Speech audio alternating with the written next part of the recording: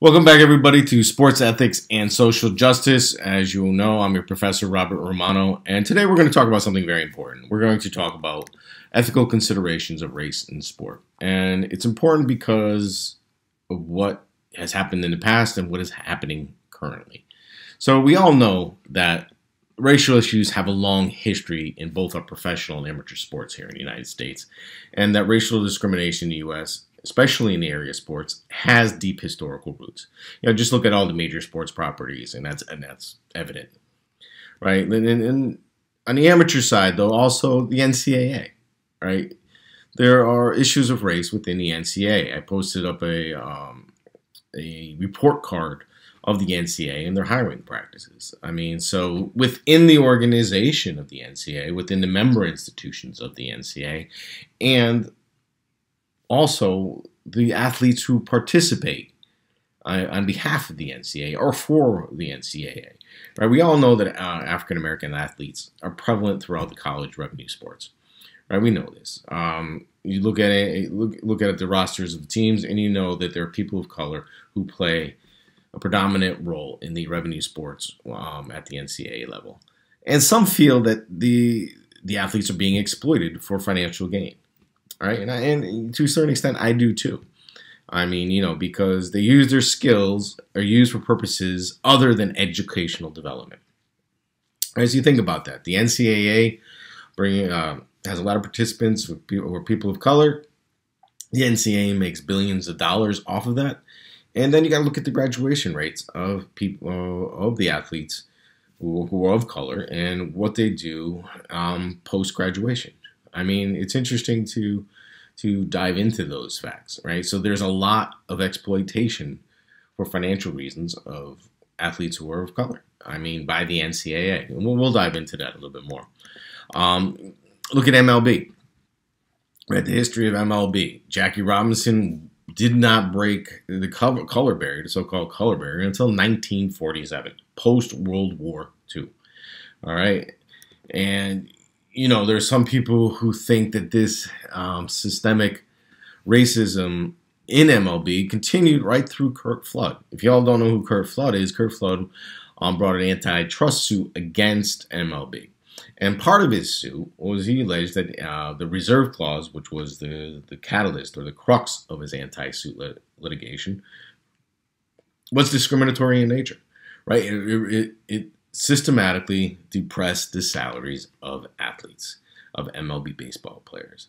By MLB owners colluding, they kept the players' salaries depressed, which had an effect on people of color who play in the game. So his argument was that the antitrust suit and this reserve clause was discriminatory in nature. So in this Curt Flood case, for those who don't know, was in the 1970s. Right, so race in sport, especially MLB, first, 40 plus years of Major League Baseball was discriminatory, did not allow people of color to play. And then they continued, even after they allowed people of color to play at the Major League Baseball games, they had this reserve clause, in fact, which had a discriminatory effect when it came to salaries. All right, the NFL, major sports property, they were integrated. Interestingly enough, they were integrated from 1920 when their inception. It's 100 years now. I don't agree with that. I think it's 1922, but take my sports history class and look and debate it. So they were integrated from 1920 to 1934. Right, 34 years. But then the NFL owners changed, and they had this gentleman's agreement, which kept out people of color. Right, the teams agreed that they would not contract with people of color to be on their individual teams. Right, that's amazing to think about. NBA also, wasn't until, interestingly enough, Boston Celtics in 1966 named Bill Russell to be their head coach. If you don't know who Bill Russell is, look him up. An incredible basketball player, an incredible human being, and an incredible civil rights advocate. Right, he was the first African American named as a head coach in any major U.S. sports property. All right, so 1966. So maybe basketball was a little before the curve. If you think about it, In 1966, the height of the civil rights movement, the Civil Rights Act coming in 1964, the Boston Celtics named Bill Russell as their first head coach, and he happened to be an African American. Right? The Olympics, huge, as amateur sports, huge history of discrimination in sport, right? Dating back to almost the inception of the modern games. Modern games came about in 1896. The first modern Olympic Games, women were excluded. They could not participate. That changed in 1900. But then you think, you move forward to 1904. Interestingly enough, the games were in St. Louis. Why? I don't know. The first, these are international games. Why are we going to St. Louis, Missouri? But whatever. The St. Louis Games had, as part of the games, the Anthropology Days.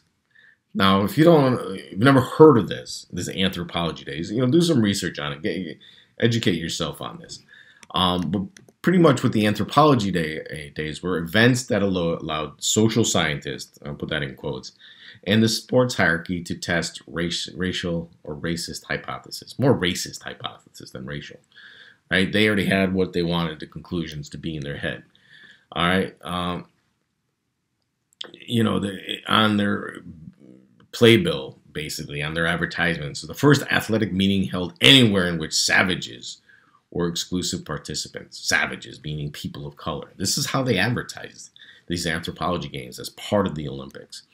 It pitted various ethnic groups against one another to see which is or is not athletically gifted. It was so bad. It was so racial. It was so over the top, and it was meant to prove these hypotheses that these people already had in their head. They already wrote the conclusions down and then used these anthropology games to justify their conclusions, to justify racial segregation. All right, it's an incredible study if you ever want to write a paper on it, these Anthropology Days, or get into it more. It's incredibly racist and was the beginning, but part of the systemic racism that we have in the United States when it comes to sport. All right, the Olympics, again, racism prevalent throughout the Olympics, of course. We talked about it previously. 1936 games. Where were they held? Berlin. Who was in charge of Berlin at the time? A gentleman by the name of Hitler. Wow, if you can't, he's the poster child of racism. But we're going to hold the games in his country. Luckily for us, the United States, interestingly enough for us, the United States, we send a man named Jesse Owens to the games. An African-American young track and field athlete from Ohio State. And Jesse Owens won 4 gold medals. All right. Pretty impressive, right? When, Hitler's spouting on about his Aryan race being the superior race, Jesse Owens goes there and throws that right in his face and wins 4 gold medals. His winnings, though, were not acknowledged by Hitler. Okay, I wouldn't want to be acknowledged by Hitler anyways. So that's that. But interestingly enough, and what bothered Jesse Owens afterwards was our president, Franklin Delano Roosevelt, FDR. He didn't acknowledge him either. He never congratulated Jesse Owens on his accomplishments of winning 4 gold medals during one Olympiad, right? As Jesse Owens said, Hitler didn't snub me. It was the president that snubbed me. The president didn't even send me a telegram. Wow. How? This gentleman, on behalf of the United States, won 4 gold medals and threw it in the face of Hitler and is never congratulated by our president at the time. Interesting thing to think about. The USOC, and you talk about racism, systemic within the Olympics. Our own U.S. Olympic Committee. We were going to run. Jesse Owens won his 3 gold medals, and he was not part of the 4x4 relay team. At the last minute, Owens and another gentleman by the name of Metcalf were substituted and replaced 2 Jewish athletes who were supposed to win who were supposed to be part of the 4x4. And they weren't substituted because we needed to win the gold medal because the 2 Jewish athletes weren't skilled enough or talented enough. No, we were pretty sure that we were going to win. The United States was going to win the 4x4. with the two Jewish athletes as part of the 4x4 team. The USOC under Avery Brundage replaced those two Jewish athletes with Jesse Owens and Metcalf, those two Jewish athletes being Glickman and Stoller. And the Avery Brundage, the head of the USOC at the time, said, we didn't want to make the German host uncomfortable having to witness two Jews on the medal stand. Hey, get out of here. What are you talking about? We're there to make him uncomfortable, right? We didn't want to make, the United States didn't want to make Germans host uncomfortable by having two Jewish people collect gold medals. It's ridiculous. All right. Again, systemic racism through the Olympics, the 1968 Mexico City Games, the silent gesture, right? We all know, we all seen the picture. The three athletes on the podium, two with raised fists, wearing the black gloves, and the Australian athlete also there, who we'll talk about in a second, right? This is the silent gesture, right? So Tommy Lee and John Carlos, two fantastic athletes, came in first and third, right? They stood on the podium, and look at this picture. I mean, study this picture if you can. I'm going to go back to it. Look at this picture. You don't get a full scale view of it right here, but Google it, look at the picture, and you'll see the different symbols throughout what they were doing, right? They stood in their socks. They didn't wear their shoes. They didn't wear their track and field shoes. They stood in their socks to symbolize poverty, right? They raised their black glove, right? Fisted black glove, right? And that symbolized black pride. Also symbolized strength and unity. Right? They bowed their heads and opened their jackets. Why? Why would they bow their heads and open their jackets? Symbolize working class roots. Right? We bow our heads. Right? Beads around their neck symbolize history of lynching in the United States. Right? Both had pinned human rights buttons on their jackets. And interestingly enough, the silver medalist from Australia, a man named Peter Norman, also sported a button of solidarity. Right? So the three of them are up there calling for human rights, looking into human rights and calling for civil rights, right? And Tommy Lee and John Carlos, all these symbols are just standing on that platform. Interesting, all this symbolism that went through this, right? Tommy Lee and John Carlos they wanted to encourage people to stand up for what is right as opposed to standing for nothing. Right? And then today, right, we're standing up for what's right instead of standing for nothing, right? All this, what they were trying to drive attention to or bring attention to was to protest poverty and racism that has plagued the United States. Right? They're drawing attention, they raise their fist to draw attention to the poverty and systemic racism that has plagued the United States. They got suspended. Wow. Raise your fist to bring awareness to poverty and racism, and what happens to you? You get suspended. They got suspended by the U.S. Olympic Committee, Avery Brundage, and had to return home. There's a question of whether they were allowed to keep their medals or not. It's my understanding they were allowed to keep their medals, but they were sent home from the games.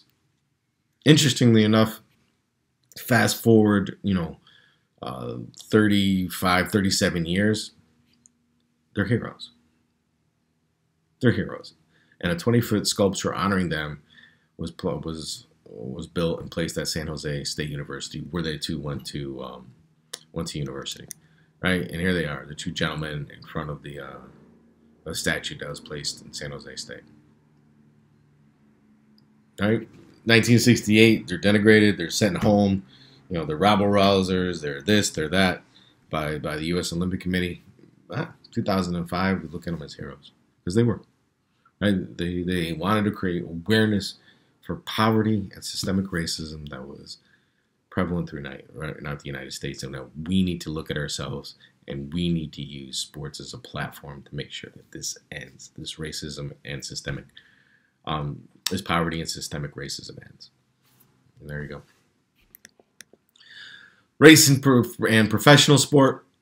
We all know organized professional baseball banned African-American athletes from participation after 1899. Before that, there were people of color who played the game. All right, so Jackie Robinson wasn't the first African-American to play professional baseball, but in the modern era, he broke the color barriers because in 1899, organized professional baseball banned African Americans from participating in the major leagues. That's probably going to be a question. I'm going to write it down. You may want to write it down too. What year was it? 1899. All right. And what happened now, because of, people of color being banned from the leagues, the Negro League began. And,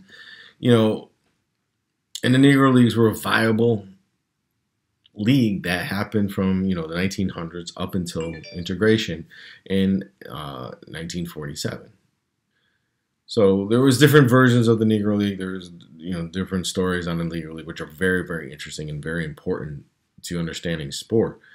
But with integration, in 1947, with Jackie Robinson coming into the MLB, the Negro Leagues were no longer viable, right? Because all the talent was being now taken and put into MLB, all right? But you got to understand, for a period of 47, 48 years, many people of color never made it to MLB because of discrimination. They were good enough, they were talented enough, they were professional enough to play in MLB, but they just weren't allowed to because of MLB's gentleman's agreement that no people of color will play in our league until 1947. Interestingly, in the 1980s, 1990s, MLB voluntarily decided to provide benefits for former Negro League players. All right, so as part of a maybe guilt, maybe just being on top of things, or maybe because of the civil rights movement, MLB decided, we're gonna, what? Even though Negro League players were not part of our league, we need to provide benefits for them, and they did voluntarily decide it, right? There were certain rules in place to make it happen, but what years you played, how many years you played, that kind of stuff. But they come up with a program to benefit program to help Negro League players. They were sued by the white players as a violation of the 1964 Civil Rights Act, which I find to be amazing. I mean, seriously.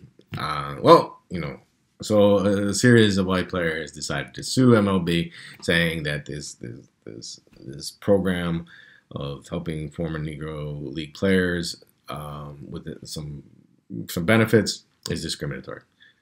They said it's discriminatory to provide a benefit to one group and not to another. Don't worry, the case got kicked. All right, the case got kicked because it should have gotten kicked, and the reasoning was, and what the court decided was, to the extent that MLB has sought to remedy in part its past discriminatory conduct, it acted honorably and decently and not out of an improper, invidious motive. MLB has thus shown a legitimate, non-discriminatory reason for its decision to provide benefits to former Negro League players, a reason that is not pretextual in any respect. And the case was kicked, and the benefits went to the former players. Okay. Another thing, I posted something about Craig Hodges. Just read that. I mean, it's interesting. He was Colin Kaepernick before Colin Kaepernick, right? But we know Colin Kaepernick's name, but we don't necessarily know Craig Hodges. Craig Hodges was an interesting, very interesting individual, right? He played for the Chicago Bulls on the 1991, the two championship teams. Afterwards, his contract was terminated. When his contract came up, they did not re-sign him. Right? He alleged that he was not re-signed because of the fact that he was African American and that the Bulls organization did not like his political views. Right? He was outspoken. He was Colin Kaepernick. He was creating awareness about systemic racism and poverty in the United States. His contract came up, and they didn't re-sign him. Right? He was a good player. He was a two-time three-point champion, a three-time long-distance shooting titles. Was on the championship team in 1991 and 1992 with Michael Jordan, and the rest of the Bulls organization, Scottie Pippen. And at one time was the most accurate three-point shooter in NBA history. That has been elapsed, but at one time he was the most accurate three-point shooter in NBA history. So why would the Bulls get rid of him? And if the Bulls got rid of him, why wasn't he signed by another team? And that's the crux of his issue. He He was a good player, good shooter, maybe not the best defender. Um, Championship player, skill, experience, leadership. His contract was terminated by the Bulls, and no other team ever signed him. Right? He was an outspoken activist. He alleged that he was an outspoken activist, and he criticized other athletes who failed to use their wealth and influence to assist the poor, that no other team would sign him. I mean, he was outspoken, and he let you know about it too, right? And then after they won the championship in 1990-91, when they went to the White House, when the team was invited to the White House, he wore his traditional African vestments, right? And he also, interestingly enough, gave President Bush a letter calling for the end of injustice towards the African American community. Wow. All right, you get that stage, you get that opportunity, you get that platform, get to the boss. Do you want to let him know what's going on? He did. So he feels that because of this, because of what he did, and because of his views, that no other team signed him. He was pretty much, ostracized a la Colin Kaepernick, to another NBA contract. And this is him at the White House. That was Bush 1. And he's wearing his traditional vestments. And Phil Jackson, the coach at the time, he was like, it's strange that not a single team called to inquire about him. Skill, maybe not the best defender, because that was his weak spot. He wasn't a very good defender. But, most NBA players aren't. But no other team ever called to inquire about him, and he was never signed by another NBA franchise. Race in professional sports, shifting gears here to the NFL. The NFL has this thing called the Rooney Rule. Right? The Rooney Rule. For those who don't know, the Rooney Rule, teams must interview at least one minority candidate when a head coaching job becomes available. Okay. Think about that for a while. What's your position on that? I mean, is it a good thing? Is it a bad thing? I don't think it's a bad thing, but is it really a good thing? There have been some criticisms of the Rooney Rule. Al Davis saying, I find fault with the program because it only addresses the process and not the reality. What good is putting a process in place if the results are still going to be unsatisfactory? So, it's easier to talk about this than to resolve it. All right, so they have this rule in place, the process in place, which is great. Okay, but the end results are still the same. What's the point? It has to be a little bit more than putting the process in place. There has to be reasons and incentives and doing the right thing to make sure that people of color are getting into those leadership positions. All right, so the Rooney Rule has some good things. The process makes sense, but what are the results? We really need to look at the results, and that's what this NCAA report card that I put up that I want you to review. What does the NCAA do? Do they have a Rooney Rule? All right. Are there enough people of color and women working as coaches and other positions of leadership at our colleges and universities? From this report,